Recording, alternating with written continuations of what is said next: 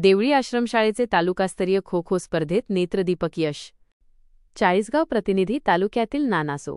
उत्तमराव पाटील आदिवासी प्राथमिक माध्यमिक व उच्च माध्यमिक आश्रमशाळा देवळी येथे नुकत्याच झालेल्या तालुकास्तरीय शालेय खो खो क्रीडा स्पर्धेत शाळेच्या संघाने उल्लेखनीय कामगिरी करत यश मिळवले आहे. या स्पर्धेत आश्रमशाळेच्या संघाने मिळवलेल्या यशाने जिल्हास्तरीय स्पर्धेत आपले स्थान निश्चित केले आहे. या स्पर्धेचे उद्घाटन पंचायत समिती चाळीसगावचे शिक्षण विस्तार अधिकारी श्री विलासराव आनंदराव भुई यांच्या हस्ते झाले. यावेळी तालुका क्रीडा समन्वयक श्री अजय गोपाळराव देशमुख, शिवाजी शिक्षण प्रसारक मंडळाचे सचिव श्री आदित्य कैलासराव सूर्यवंशी, प्राचार्य श्री सतीश पाटील, मुख्याध्यापक श्री तुषार खैरनार यांच्यासह अनेक मान्यवर उपस्थित होते. तालुक्यातील अनेक शाळांमधून आलेल्या संघांनी या स्पर्धेत सहभाग घेतला होता. देवळी आश्रम शाळेच्या खेळाडूंनी या स्पर्धेत उत्कृष्ट खेळ दाखवत खालीलप्रमाणे यश मिळवले.